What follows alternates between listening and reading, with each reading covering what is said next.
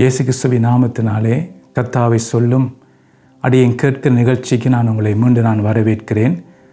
நாம் கடந்த முறை பல காரியங்களை நாம் தியானித்தோம். நித்திய ஜீவனுக்காக செய்யும் கிரியைகள் எவைகள் என்று சொல்லித்தான் நாங்கள் பார்த்தோம். அதுதான் கர்த்தர் நம்மிடத்தில் எதிர்பார்க்கிறார் என்று சொல்லி நாங்கள் பார்த்தோம். அதான் பார்க்கும்போது நாம் மனம் திரும்ப வேண்டும். அதான் நித்திய ஜீவனுக்காக செய்யும் கிரியைன்னு சொல்லி நாங்கள் பார்த்தோம். மனம் திரும்புவதற்கேற்ற கனிகளை நாம் கொடுக்க வேண்டும் என்று சொல்லி அதான் நாங்கள் பார்த்தோம். 2 கொரிந்தியர் 6:1 சொல்லப்படுது, தேவனுடைய கிருபை நீங்கள் விருதாவாய் பெறாதபடிக்கு உடன் வேலையாட்களாகி நாங்கள் உங்களுக்கு புத்தி சொல்கிறோம்னு சொல்லி. அப்போ கர்த்தருடைய கிருபை நமக்கு இருக்கிறது எதற்குன்னு சொன்னால், உலக ஆசீர்வாதத்தை பிடித்து கொண்டு கர்த்தருடைய கிருபையால் இதெல்லாம் கிடைத்துன்னு சொல்லுகிற அதுக்கு மாத்திரம் அல்ல, மனம் திரும்புவதற்கு நான் அதை பயன்படுத்த வேண்டும். ஏனென்றால் அதுக்கு தான் கர்த்தருடைய கிருபை எனக்கு இருக்கிறது. அப்போ எல்லாம் உலக ரீதியாக நமக்கு இருக்க எல்லா நன்மைகளும் கர்த்தருடைய கிருபையால் தான் கிடைத்தது. ஆனால் அதை பிடித்து கொண்டு அதுக்காக மாத்திரம் கிருபை பிடித்து கொண்டு இல்லை, மனம் திரும்ப வேண்டும் நாங்கள். அதான் வேதம் சொல்லுகிறது, நீங்கள் விருதாவாய் பெறாதபடிக்கு அதை வேஸ்ட் ஆக்காதீங்க. கர்த்தருடைய கிருபையை உலக ஆசீர்வாதத்தை பிடித்து கொண்டு அதை வேஸ்ட் ஆக்காதீங்க. மனம் திரும்புவதற்காக கர்த்தருடைய கிருபையை பிடித்து கொள்ளுங்கள். அதான் நாங்கள் பார்க்குறோம். அப்போ மனம் திரும்ப கேட்ட சான்ஸை நாங்கள் விடக்கூடாது. ஏனென்றால் பாருங்கள், 1 தெசலோனிக்கேயர் 5ஆம் அதிகாரத்தை நான் எடுத்து வாசிக்கிறேன். 5:2 உள்ள வசனங்கள். இரவிலே திருடன் வருகிற விதமாய் கர்த்தருடைய நாள் வரும் என்று நீங்களே நன்றாய் அறிந்திருக்கிறீர்கள். சமாதானம் சௌக்கியம் உண்டென்று அவர்கள் சொல்லும்போது கர்ப்பவதியானவளுக்கு வேதனை வருகிறது போல அழிவு சடிதியாய் அவர்கள் மேல் வரும், அவர்கள் தப்பி போவதில்லை. சகோதரரே, அந்த நாள் திருடனை போல் உங்களை பிடித்து கொள்ளத்தக்கதாக நீங்கள் அந்த காலத்தில் இருக்கிறவர்கள் அல்லவே. இந்த வசனம் நாம் பலமுறை தியானிச்சிருக்கிறோம் பாருங்கள். அப்போ ஏனென்றால் கர்த்தருடைய வருகை வெகு சீக்கிரமாய் இருக்க போகிறத மீட்கப்படும் நாள். அப்போ ஆயத்தமாக இருந்தவர்களுக்கு பாருங்கள், அவங்களுக்கு தெரியும் அவன் ஆயத்தப்படுவார்கள். ஆனால் பாருங்கள், உலக காரியங்களை பிடித்து கொண்டு உலக ஆசீர்வாதங்களை பிடித்து கொண்டு மனம் திரும்பாமல் இருக்கும்போது அப்படிப்பட்டவர்களுக்கு கர்த்தருடைய வருகை அந்த மீட்கப்படும் நாள் ஒரு திருடன் வந்து போவது போல் இருக்க வேண்டும். அவங்க ஆயத்தம் இல்லை. அதான் வேதம் நமக்கு எச்சரிக்கிறது. அப்போ நானும் நீங்களும் ஆயத்தம் பட வேணும். அதான் பாருங்கள், இதற்காகத்தான் இயேசு ஒரு உவமையை சொல்லுகிறார். அதை நான் வாசிக்க விரும்புகிறேன். லூக்கா எழுதின சுவிசேஷம் 13ஆம் அதிகாரம் 6-9 வசனங்கள். அப்பொழுது அவர் ஒரு உவமையை சொன்னார். ஒருவன் தன் திராட்சை தோட்டத்தில் ஒரு அத்தி மரத்தை நட்டிருந்தான். அவன் வந்து அதிலே கனியை தேடின போது ஒன்றும் காணவில்லை. அப்பொழுது அவன் தோட்டக்காரனை நோக்கி, இதோ 3 வருஷமாய் இந்த அத்தி மரத்திலே கனியை தேடி வருகிறேன், ஒன்றையும் காணவில்லை. இதை வெட்டி போடு, இது நிலத்தை மேன் கெடுக்கிறது என்றான். அதற்கு அவன், ஐயா, இது இந்த வருஷமும் இருக்கட்டும், நான் இதை சுற்றிலும் கொத்தி எரு போடுவேன். கனி கொடுத்தால் சரி, கொடாவிட்டால் இனிமேல் இதை வெட்டி போடலாம் என்று சொன்னான் என்றார். பாருங்கள், இந்த உவமையிலே எதை நாம் கற்றுக்கொள்ளுகிறோம் என்றால், ரட்சிக்கப்பட்ட ஒவ்வொருடைய வாழ்க்கையிலும் கர்த்தர் கனியை எதிர்பார்க்கிறார்ன்னு சொல்லி தான் நாங்கள் பார்க்கிறோம். பாருங்கள், இதில் நாங்கள் பார்க்கும்போது 6ஆம் வசனம் சொல்லுகிறது, ஒருவன் தன் திராட்சை தோட்டத்தில் ஒரு அத்தி மரத்தை நட்டிருந்தான்னு சொல்லி நாங்கள் பார்க்கிறோம்.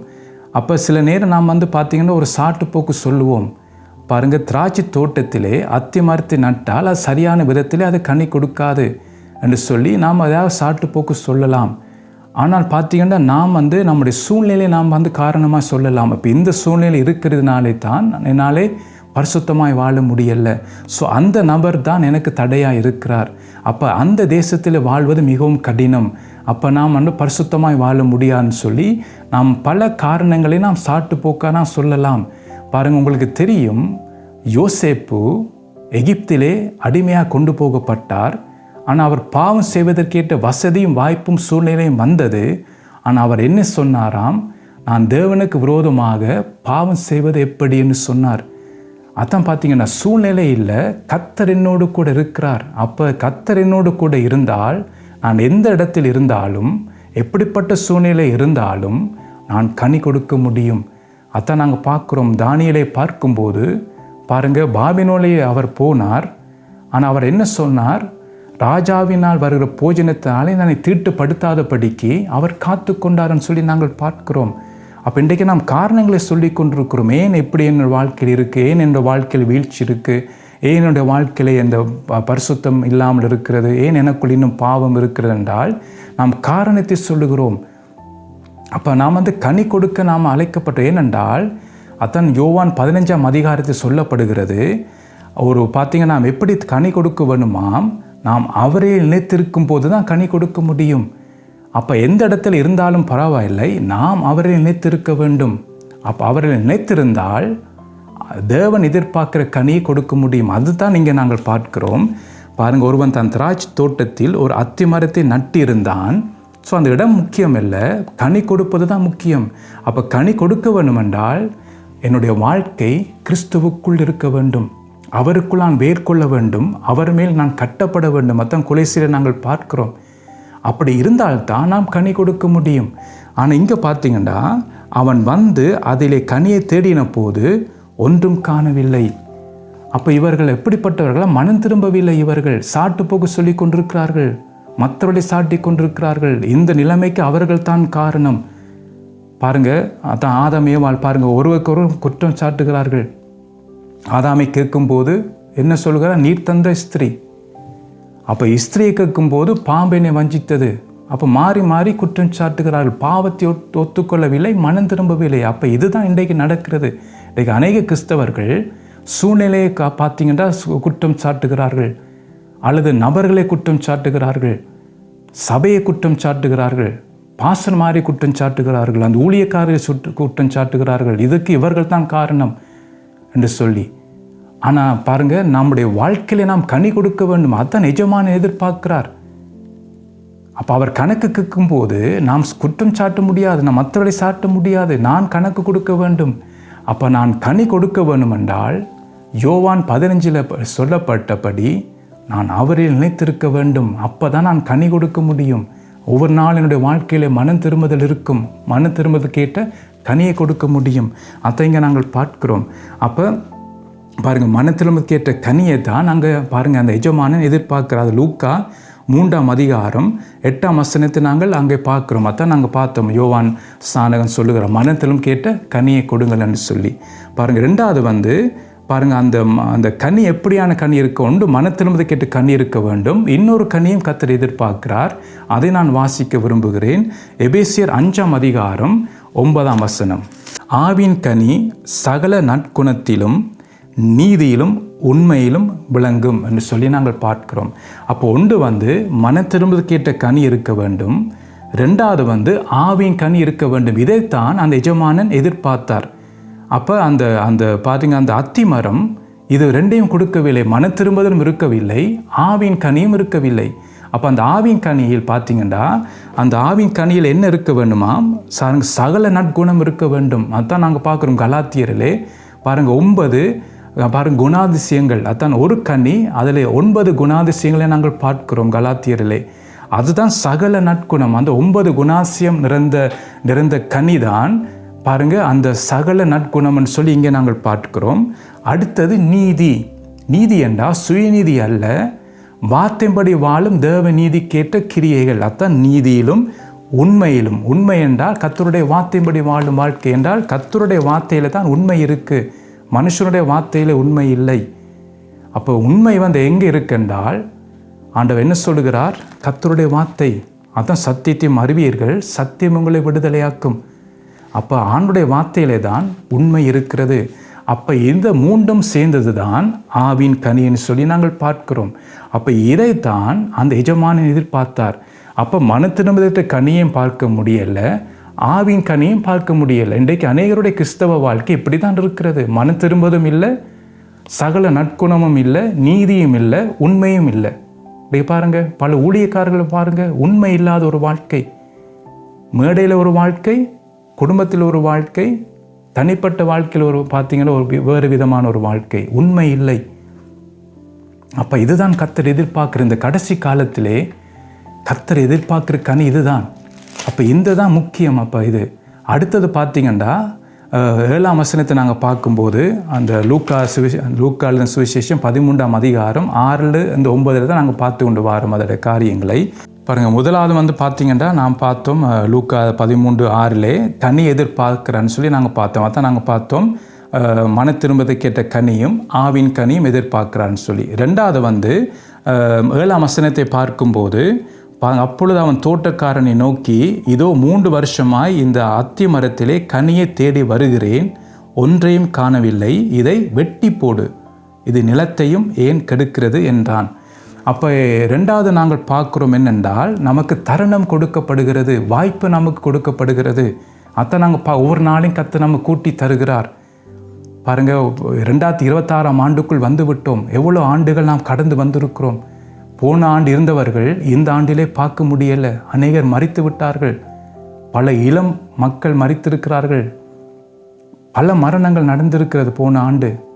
இப்பயும் மரணங்கள் நடக்கிறது. அப்போ ஆண்டவர் நமக்கு தருணம் கொடுக்கிறார். எதற்கென்றால், மன திரும்பியற்ற கனியை ஆண்டு எதிர்பார்க்கிறார், சான்ஸ் கொடுக்கிறார். மனம் திரும்ப மாட்டானா, இவள் மனம் திரும்ப மாட்டாளா என்று சொல்லி கர்த்தர் எதிர்பார்த்து கொண்டிருக்கிறார். ஆனால் இன்றைக்கு நாம் மனம் திரும்பாமல் உலக காரியங்களுக்கே பின்னால் போய்கொண்டிருக்கிறோம். பணம், படிப்பு, பெயர், புகழ்ன்னு சொல்லி அதற்கு பின்னே நாம் ஓடிக்கொண்டிருக்கிறோம். அப்போ நாம் மனம் திரும்புவதற்கு நான் டைம் எடுப்பதில்லை.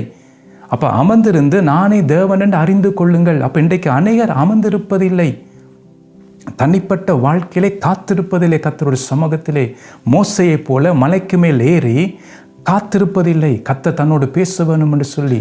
அதனால தான் இன்றைக்கு அநேகர் பார்த்தீங்கன்னா கர்த்தர் எதிர்பார்க்குற அந்த மண்ணு திரும்பது கேட்ட கனியும் கொடுக்காமல், ஆவியின் கனியும் கொடுக்காமல் அநேகர் பார்த்தீங்கன்னா பின்மார்க்கமாய் போய் கொண்டிருக்கிறார்கள். கர்த்தர் தருணங்களை கொடுத்து கொண்டிருக்கிறார். அதான் இங்கே நாங்கள் பார்க்கிறோம். மூன்றாவது பார்த்தீங்கன்னா 8ஆம் வசனம் சொல்லுகிறது, அதற்கு அவன், ஐயா, இது இந்த வருஷமும் இருக்கட்டும், நான் இதை சுற்றிலும் கொத்தி எரு போடுவேன் என்று சொல்லி இங்கே நாங்கள் பார்க்கிறோம். அப்போ மூன்றாவது மனம் திரும்புதலை பரலோகம் எதிர்பார்க்கிறது. அப்போ அந்த மனம் திரும்புவதற்காக ஆண்டவர் என்ன பயன்படுத்துகிறான் சொல்லப்படுகிறது, நான் இதை சுற்றிலும் கொத்தி எரு போடுவேன். அப்போ கொத்தும் போது நமக்கு ஒரு வேதனை. அப்போ அது என்னென்றால், கர்த்தர் என்ன பாடுகளை அனுப்புவார் தன்னிடமாக திருப்புவதற்கு. அந்த இளைய குமாரன் தகப்பனுடைய சொத்தை கொண்டு போய் சம்பூர்ணமாய் வாழ்ந்தான், எல்லா ஆஸ்திகளையும் அளித்தான். ஆனால் குறைவு வந்தது அவனுடைய வாழ்க்கையிலே, பஞ்சம் வந்தது அவனுடைய வாழ்க்கையிலே. அவனை விட்டு எல்லாரும் ஓடி போனார்கள். பாருங்கள், அப்படிதானே பணம் வசதி இருக்கும்போது ஒரு கூட்டம் நம்மை சுற்றி கொண்டே இருக்கும். ஆனால் ஒன்றுமே இல்லாமல் போகும்போது யாருமே பக்கத்தில் இருக்க மாட்டார்கள். அப்போ அந்த இளைய குமாரனுக்கு அதான் நடந்தது. பணம் இருக்கும் வரைக்கும் ஃப்ரெண்ட்ஸ் எல்லாம் சூழ்ந்திருந்தாங்க. ஆனால் அவனுடைய வாழ்க்கையிலே குறைவு வந்துட்டு பணமே இல்லை, நடுத்தெருவில் வந்து விட்டான். பார்த்தா ஒருவரையும் காண முடியல. அப்போ தான் பார்த்தீங்கன்னா அவனுக்கு தெளிந்த புத்தி வந்தது. அப்போ தான் பிதாவை சிந்திக்க தொடங்கினான். அதுக்கு முன்பாக பிதாவை குறித்து எந்த சிந்தனையும் இல்லை. இன்றைக்கு அநேகர் அப்படி தானே, இன்றைக்கு உலகத்தை பிடித்து கொண்டு, பணத்தை பிடித்து கொண்டு, படிப்பை பிடித்து கொண்டு, அதுக்கு பின்னால் ஓடுன்னு ஓடிக்கொண்டு தங்களுடைய நேரம், தங்களுடைய பலன் எல்லாம் அதுக்கே செலவழித்து கொண்டிருக்கிறார்கள். கர்த்தரை தேடுகிற பாடல்ல, நாட்டிகளை மட்டும் போய் வந்து திருப்தியாக இருக்கிறார், கர்த்தரை தேடிட்டேன் ஜெபித்துட்டேன்னு சொல்லி. அதல்ல கிறிஸ்தவ வாழ்க்கை. ஏனோக்கு தேவனுடைய சஞ்சரித்தது போல நாம் சஞ்சரிக்க வேண்டும் ஒவ்வொரு நாளும். ஆனால் இன்றைக்கு அப்படிப்பட்டவர்கள் தேவனுடைய சஞ்சரிப்பது இல்லை. அநேகர் பார்த்தீங்கன்னா வேதத்தை வாசிப்பதும் கூட இல்லை. அநேக குடும்பங்களிலே ஜெபம் இல்லை. அநேக குடும்பங்களில் கர்த்தருடைய வார்த்தை இல்லை. ஆனால் பணம் இருக்குது, படிப்பு இருக்குது, வசதி இருக்குது, நல்ல பொருட்கள் இருக்கிறது, விலை உயர்ந்த பொருட்கள் இருக்கிறது. ஆனால் அவனுடைய வார்த்தை குடும்பங்களில் இல்லை. பாருங்கள், பணம் இருக்குது, கர்த்தருடைய வார்த்தை குடும்பங்களில் இல்லை. அதான் ஒரு கவலைக்குரிய விஷயம். அப்போ அதனால தான் ஆண்டவர் என்ன செய்கிறார், அதான் சொல்லப்படுகிறதில்லை, நான் இதை சுற்றிலும் கொத்தி எரு போடு. எரு பாருங்கள், அதான் போரன்னு சொல்லுவோம், அந்த சத்தானது, அதான் கர்த்தருடைய வார்த்தை. அப்போ ஆண்டவர் என்ன செய்கிறார், முதல் பாடை அனுப்பி நம்மை சிந்திக்க வைக்கிறார். தான் தெளிந்த புத்தி வருகிறது. அப்போ இந்த தெளிந்த புத்தி எப்போ வரும் என்றால், ஒரு பாடின் மூலமாகத்தான் தெளிந்த புத்தி வருகிறது. அந்த இளையகுமாரனுக்கு வந்தது போல அப்போ தான் அவருக்கு வருகிறதுனா, பிதாவிடத்து நாம் போக வேண்டும், மனம் திரும்ப வேண்டும் என்று அப்போ தான் அவருக்கு வருகிற அந்த இளையகுமாரனுக்கு. அப்போ தான் அவனை எழுந்து என்ன செய்கிறான், தகப்பனத்துக்கு போகிறான். அதுதான் ஆண்டவர் செய்கிறார். இதை சுற்றிலும் கொத்தி அதான் பாடுகளை அனுப்புகிறார். அடுத்தது எரு போடுவேன், அதென்றா கர்த்தருடைய வார்த்தை. அதான் ஏன் சொல்லுகிற, சத்தியத்தையும் அறிவீர்கள், சத்தியம் உங்களை விடுதலையாக்கும். அப்போ நான் கர்த்தரிடத்தில் போக முடியாதபடிக்கு என்ன காரியங்கள் தடையாக இருக்கிறதோ, அப்போ அந்த காரியத்தில் விடுதலை ஆவதற்கு கர்த்தர் முதல் பாடை அனுப்பி ரெண்டாவது வார்த்தையும் அனுப்புகிறார். அப்போ தான் அப்படிப்பட்டவர்கள் புத்தி தெளிவு உடனே அவர்கள் மனம் திரும்ப போவார்கள், மனம் திரும்புதல் உண்டாகும். அப்போ பாருங்கள், அப்போ அது வரைக்கும் மனம் திரும்பதை குறித்து சிந்திக்கவும் மாட்டாங்க. தாங்க செய்கிற சரியை நினைத்து கொண்டிருப்பாங்க. தாங்க விழுந்து போயிட்டோம்னு கூட உணர்வு இல்லாமல் இருப்பாங்க. அவங்களுடைய வாழ்க்கையை தொடர்ந்து உலக வாழ்க்கைக்காகவே ஓடிக்கொண்டிருப்பாங்க. அப்படி இருந்தால் மீட்கப்படும் நாளை தவற விடுவோம். அதனால தான் கர்த்தர் அப்படிப்பட்ட ஆத்மாவை இழக்க விருப்பப்படவில்லை. அதனால் எப்படியாவது அந்த ஆத்மாவை நான் ரட்சிக்க வேண்டும் என்பதற்காகத்தான் இங்கே சொல்லப்பட்டபடி நான் இதை சுற்றிலும் கொத்தி எரு போடுவேன் என்று சொல்லி. அப்போ நமக்கு சான்ஸ் கொடுக்கப்படுகிறது. மனம் திரும்பதுக்கு ஏற்ற சான்ஸ் எனக்கு வருகிறது. பரலோகம் அதைத்தான் விரும்புகிறது. நான் மனம் திரும்ப வேண்டும் என்று அதற்காகத்தான் பாடை அனுப்புகிறார், வார்த்தை அனுப்புகிறார். ஸோ 4வது நாங்கள் பார்ப்போம் 9ஆம் வசனம். கனி கொடுத்தால் சரி, கொடாவிட்டால் இனிமேல் இதை வெட்டி போடலாம் என்று சொன்னான் என்றார். பாருங்கள், இதில் தான் நியாய தீர்ப்பு வருகிறது. 4வது நியாய தீர்ப்பு. அப்போ பாருங்கள், இந்த நியாய தீர்ப்பு வருகிறதுக்கு முன்பாக பாருங்கள் 3 ப்ரொசஸ் கடந்து போகிறது. அதை நாங்கள் பார்த்தோம். 1வது என்ன செய்கிறார் பாருங்கள், மனம் திரும்புவதற்கேற்ற கனியாண்டை எதிர்பார்க்கிறார். அதான் கனியை தேடுகிறார். ரட்சிக்கப்பட்டோம், கனியை தேடுகிறார். அப்போ பாருங்கள், மனம் திரும்புவதற்கேற்ற காரியங்களை எதிர்பார்க்க மனம் திரும்புகிறானான்னு பார்க்குறான். ஆனால் இவங்க என்ன செய்கிறான், மனம் திரும்பாமல் மற்றவங்களுக்கு பார்த்து கை நீட்டி காய்ச்சி கொண்டு இருக்கிறாங்க. ஆனால் மனம் திரும்பவில்லை. இப்போ ஆவிக்குரிய கனியும் இல்லை, ஆவின் கனியும் இல்லை. அதனால தான் ஆண்டவர் 2வது என்ன செய்கிறார், தருணம் கொடுக்கிறார். 3வது மனம் திரும்ப வேண்டும் என்று பரலோகம் எதிர்பார்க்கிறது. ஏன்னா இனி காலம் செல்லாது. அப்போ அதெல்லாம் சான்ஸ் கொடுக்கிறார். பாடை அனுப்புகிறார், வசனத்தை அனுப்புகிறார். அத்தன் ஆரோக்கியமான வார்த்தை வருகிறது, பாடுகள் வருகிறது. ஆனால் அப்படியும் பாருங்கள், இருந்தும் நம்முடைய இருதயத்தை நாம் கடினப்படுத்தணுமா இருந்தால் அடுத்தது என்ன நடக்கிறதாம், நியாய தீர்ப்பு வருகிறது. அது எப்படியாம் பாருங்கள், கனி கொடுத்தால் சரி, கொடாவிட்டால் இனிமேல் இதை வெட்டி போடலாம் என்று சொன்னான் என்றார். பாருங்கள், அப்போ இந்த நியாய தீர்ப்பு எப்படி வருகிறது என்றால் கர்த்தர் எப்படி பயன்படுத்துகிறார் என்று சொன்னால் சான்ஸ் எல்லாம் தருகிறார். நான் எல்லாம் தவற விட்டுட்டோம், நம்முடைய இருதயத்தை நான் கடினப்படுத்திட்டோம். அப்புறம் என்ன நடக்கும் என்றால் வெளிப்படுத்தல் 3ஆம் அதிகாரத்தை எடுத்துக்கொள்வோம். பாருங்கள், அதில் நடக்கிற காரியத்தை நான் உங்களுக்கு வாசிக்க விரும்புகிறேன். வெளிப்படுத்தல் 3ஆம் அதிகாரம் 10ஆம் வசனம். என் பொறுமையை குறித்து சொல்லிய வசனத்தை நீ காத்து கொண்டபடியினால் பூமியில் குடியிருக்கிறவளை சோதிக்கும்படியாக பூச்சக்கரத்து மேலெங்கும் வரப்போகிற சோதனை காலத்துக்கு தப்பும்படி நானும் உன்னை காப்பேன். அப்போ கர்த்தர் எதிர்பார்க்கிறபடி நான் மன திரும்பது கேட்ட கனியை கொடுத்து நல்ல கனியை நான் கொடுக்கும்போது அத்தன் சகல நற்குணம், நீதி, உண்மை, அதெல்லாம் நல்ல கனி, அதான் ஆவியின் கனி.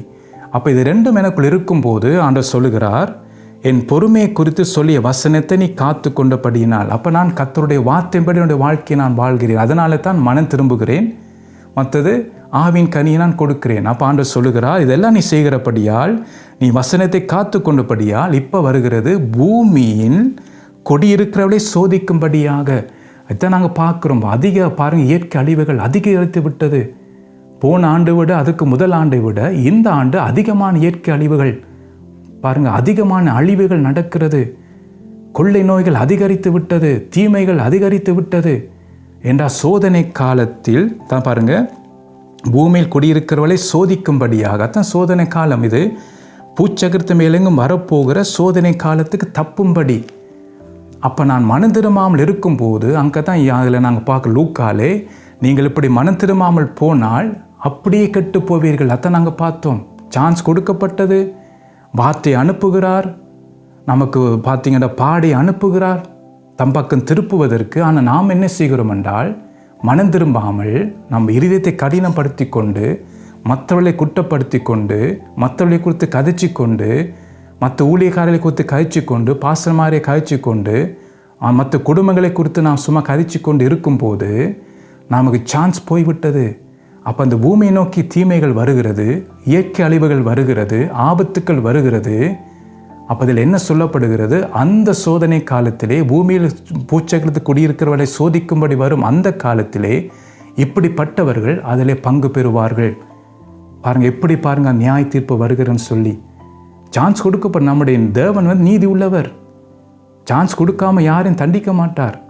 ஆனால் சான்ஸ் கொடுத்தும் இன்றைக்கு மனம் திரும்பாமல் போனதுனாலே, அந்த நல்ல கனி, அந்த ஆவின் கனி கொடுக்காததுனாலே கர்த்தர் என்ன செய்து விட்டார். அதான் சொல்லப்படுகிறது, பூமியில் குடியிருக்கிறவளை சோதிக்கும்படியாக பூச்சக்கரத்து மேலும் வரப்போகிற சோதனை கால தப்பும்படி நான் உன்னை காப்பேன் என்று சொல்லுகிறார். இது மன திரும்புதற்கு கனியை கொடுத்து ஆவின் கனியை கொடுக்கிறவர்களை ஆண்டவர் காப்பார்.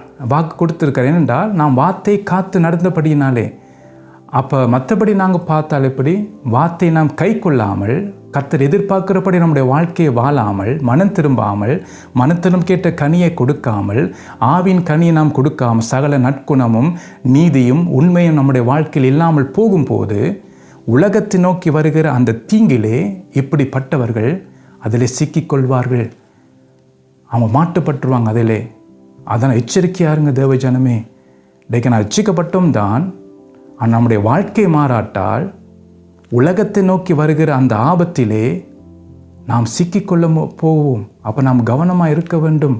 அதான் நான் நியாய தீர்ப்பு அதாங்க நாங்கள் அதில் பார்க்குறோம். நாம் அந்த காரியத்திலே பாருங்கள், இன்னொரு வசனத்தை நான் வாசிக்கிறேன், அப்போ தான் உங்களுக்கு விளங்கும். வெளிப்படுத்தல் 20ஆம் அதிகாரம் 12ஆம் வசனம். மரித்தோராகிய சிறியோரையும் பெரியோரையும் தேவனுக்கு முன்பாக நிற்க கண்டேன். அப்பொழுது புஸ்தகங்கள் திறக்கப்பட்டன. ஜீவ புஸ்தகம் என்னும் வேறொரு புஸ்தகம் திறக்கப்பட்டது. அப்பொழுது அந்த புஸ்தகங்களில் எழுதப்பட்டவைகளின் படியே மரித்தோர் தங்கள் தங்கள் கிரியைகளுக்கு தக்கதாக நியாய தீர்ப்பு அடைந்தார்கள். பாருங்கள், அப்போ பூமியிலே நியாய தீர்ப்பு இருக்கிறது. அப்போ அவர்கள் அதுக்கு முன்பாக மனம் திரும்பாமல் மரித்தார்களா இருந்தால் அவருக்கு முன்பாக எல்லாரும் நிற்க வேண்டும். அதான் பார்க்குறோம், மரித்தோராகிய சிறியோரையும் பெரியோரையும். அப்போ சின்னவர்களையும் பாருங்கள் வேதம் விடவில்லை. பாருங்கள், எல்லாரும் அவருக்கு முன்பாக தான் நிற்க வேண்டும். அப்போ சிறியவர்களை பார்த்து சொல்லுகிறேன், மனம் திரும்ப வேண்டியது. மனம் திரும்பங்கள். உலக காரியங்களை பிடித்து கொண்டு பாருங்கள், உலக ஃப்ரெண்ட்ஸை போல உங்களோட வாழ்க்கையை மாற்றி வாழாதீர்கள். உங்களோட வாழ்க்கையை நீங்கள் மாற்றுங்கள். மனம் திரும்புங்கள். கர்த்தர் எதிர்பார்க்கிற மனம் திரும்ப கேட்ட கனியை கொடுங்கள், ஆவின் கனியை கொடுங்கள். அப்போது நீங்கள் தப்புவீங்க. அப்படி இல்லை என்றால் சொல்லப்பட்டபடி பாருங்கள், தேவனுக்கு முன்பாக நிற்க கண்டேன். அப்பொழுது புஸ்தகங்கள் திறக்கப்பட்டன. ஜீவ புஸ்தகம் என்னும் வேறு புஸ்தகம் திறக்கப்பட்டது. பாருங்கள், அப்பொழுது அந்த புஸ்தகங்கள் எழுதப்பட்டவைகளின் படி. அப்போ அந்த புஸ்தகத்தில் என்ன எழுதியிருக்கோ அதெல்லாம் நம்முடைய கிரியைகள் எழுதப்பட்டிருக்கிறது. அப்போ இந்த சொல்லப்பட்ட இந்த காரியம் பாருங்கள், தருணம் கொடுக்கப்பட்டது. கர்த்தர் பாடுகளை அனுப்பினார், வசனத்தை அனுப்பினார். ஆனால் நாம் உண்டு மனம் திரும்பாமல் நம்ம வழியை பரிசோதித்து பார்க்காமல் இருந்ததெல்லாம் எழுதப்பட்டிருக்கும் அதில். அப்போ சான்ஸ் கொடுக்கப்பட்டதெல்லாம் எழுதப்பட்டிருக்கும். அப்போ அந்த புஸ்தகத்தில் என்ன எழுதியிருக்கிறோ அதன்படி தான் பாருங்கள் சொல்லப்பட்டிருக்கு, மரித்தோர் தங்கள் தங்கள் கிரியைகளுக்கு தக்கதாக நியாய தீர்ப்படைந்தார்கள். அப்போ இது மரணத்துக்கு பின்பு நடக்கிறது.